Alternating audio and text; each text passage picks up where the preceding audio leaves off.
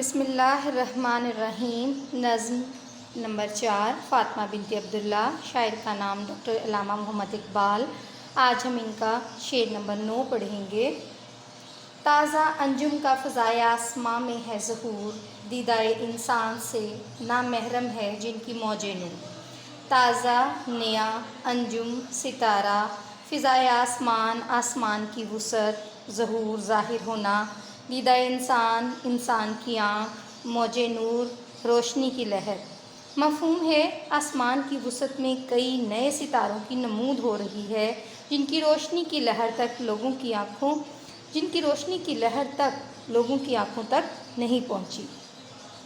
تشریح کرتے ہیں شاعر مشرق علامہ محمد اقبال رحمۃ اللہ علیہ امت مسلمہ کی عظیم بیٹی فاطمہ بنت عبداللہ کو خراج تحسین پیش کرتے ہوئے کہتے ہیں کہ اللہ تعالیٰ آسمان کو زینت بخشنے کے لیے ہر روز نئے ستارے پیدا فرماتے ہیں۔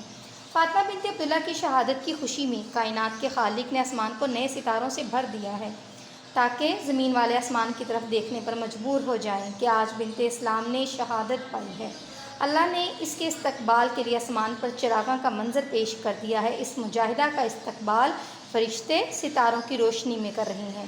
اور دوسرے مصرعے میں شاعر کہتے ہیں کہ ان ستاروں سے نکلنے والی نور کی موجیں انسانی آنکھ سے ناشنا ہیں، کیونکہ ان ستاروں کو معلوم نہیں ہے کہ انسان اللہ کی بہترین تخلیق ہے، اور جب یہ بہترین تخلیق اللہ کے راستے میں بہترین عمل اختیار کرتے ہوئے جام شہادت نوش کرتی ہے تو اس کی آنکھوں میں جو عجیب چمک دیکھی جاتی ہے، ستارے بھی اس نور و روشنی سے محروم رہتے ہیں۔ شہید کے بدن سے گرنے والے خون کے ہر قطرے کے بدلے میں اللہ تعالیٰ ایک نئے ستارے کو روشنی اور نور عطا کرتا ہے۔ بقول شاعر: ستار گانے فلک یعنی آسمان کے ستارے، اور شمس و ماہ تمام، اور سورج اور مکمل چاند چمک رہے ہیں تیرے خون کی حرارت سے، یعنی سورج، چاند، ستارے سب کو جو روشنی مل رہی ہے وہ فاطمہ تیرے گرم خون کی حرارت سے مل رہی ہے۔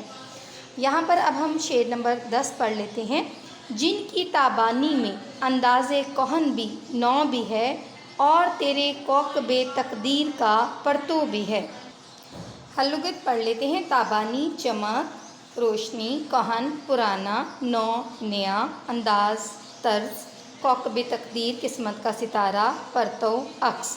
مفہوم ہے جو ستارے زمانے کے ظلمت قدے سے ابھی ابھر رہے ہیں ان میں پرانی طرز کی روشنی بھی ہے اور نئے طرز کی بھی، ان میں تیری قسمت کے ستارے کا عکس بھی ہے۔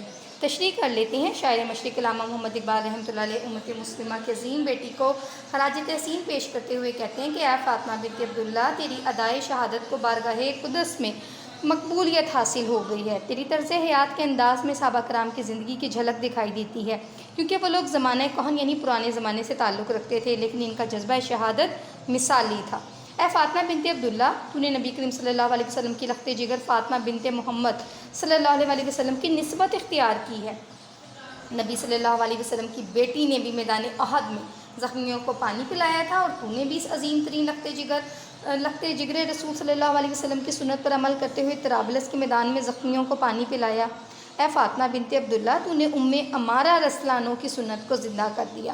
تیری زندگی میں انداز نو یعنی نئے زمانے کی جھلک بھی نظر آتی ہے۔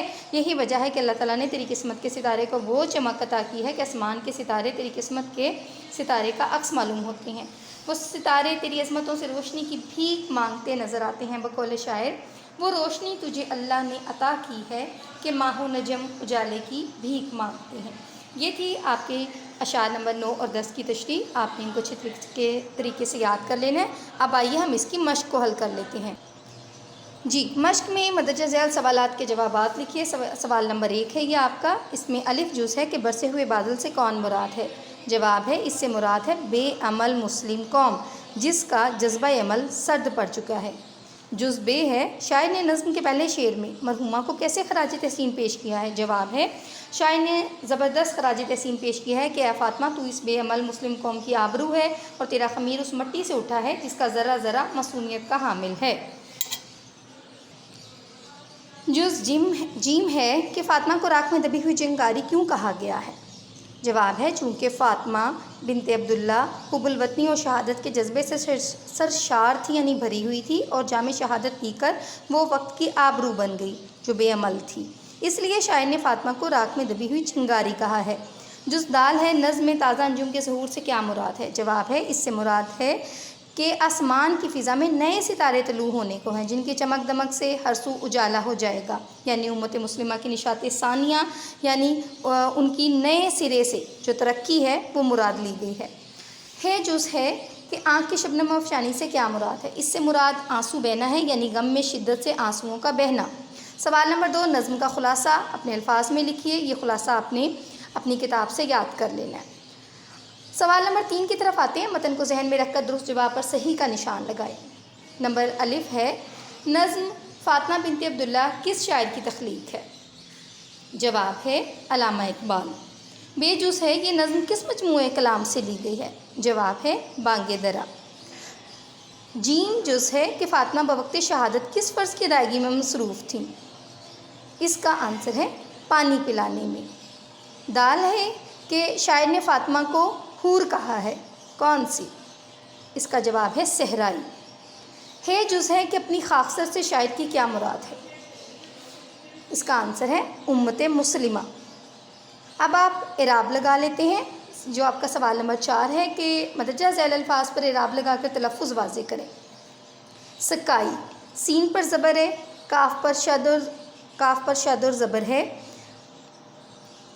اور حمزہ چھوٹی ہے ای۔ سکائی، یہ پہ بھی، یہ کے نیچے بھی زیر ہے۔ خاکستر، یہ لفظ خاکستر ہے جس میں خے پہ زبر ہے، کاف کے نیچے زیر ہے، تے پہ زبر ہے اور رے جزم ہے۔ نشاط، نون کے نیچے زیر ہے، شین پر زبر ہے اور توئیں ساکن ہے۔ جسارت، جیم پر زبر ہے، سین پر زبر ہے، رے پر زبر ہے اور تے ساکن ہے۔ ذرہ، زے پر زبر ہے، رے پر زبر اور شد ہے اور ہے ساکن ہے۔ تربت، تے پر پیش ہے، رے ساکن ہے، بے پر زبر ہے، تے ساکن ہے۔ سپر، سین کے نیچے زیر ہے، پے کے اوپر زبر ہے اور رے ساکن ہے۔ سوال نمبر 5، دیدہ انسان سے شاعر کی کیا مراد ہے؟ جواب ہے اس سے مراد انسانی شعور اور بصیرت ہے۔ سوال نمبر 6 ہے کہ نظم کا متن ذہن میں رکھ کر مصرع مکمل کرے۔ ذرا ذرا تیری مشت خاک کا معصوم ہے، یہ جہاد اللہ کے رستے میں بے تیغ و سپر، تیغ تلوار کو کہتے ہیں، ہے جسارت آفریں شوق شہادت کس قدر، رقص تیری خاک کا کتنا نشاط انگیز، یعنی خوشی سے بھرا ہوا ہے۔ دیدہ انسان یعنی انسانی آنکھ سے نامحرم ہے جن کی موج نور، یعنی انسانی آنکھ اس روشنی کو نہیں دیکھ سکتی۔ سوال نمبر 7 ہے، درج المرکبات کا مختصر مفہوم لکھیں۔ مشت خاک، نیچے میں نے تحریر کر دی ہے، مٹھی بھر خاک جس سے مراد انسان ہے۔ بے تیغ و سپر کا مطلب ہوتا ہے بغیر تلوار اور ڈھال کے، یعنی اسلحہ وغیرہ کے بغیر۔ شبنم افشاں کہتے ہیں شبنم گرانے والی، مراد ہے آنسوؤں سے تر آنکھیں۔ نغمہ عشرت، خوشی کا گیت جس نغمے سے خوشی کا اظہار ہوتا ہو۔ نالہ ماتم، آہو فغاں کا نالہ یعنی رونے دھونے کا سلسلہ۔ دیدہ انسان، انسان کی آنکھ مراد انسانی شعور یا بصیرت مراد لی گئی ہے۔ سوال نمبر 8 ہے، متن کو ذہن میں رکھ کر کالم الف کا ربط کالم بے کے الفاظ سے کریں۔ تیغ، سپر، حور، صحرائی، گلستان، خزاں، فضا، آسمان، تربت، خاموش، شوق، شہادت۔ جی عزیز طالبات، یہ تھے آپ کے نظم نمبر 4 کے اشعار نمبر 9 اور 10 کی تشریح۔ اس کے ساتھ ہم نے مشقی سوالات حل کیے ہیں، خلاصہ 20 میں شامل تھا۔ آپ نے اس تمام مشقی سوالات اور تشریح کو اچھے طریقے سے یاد کر لینا ہے۔ اللہ حافظ۔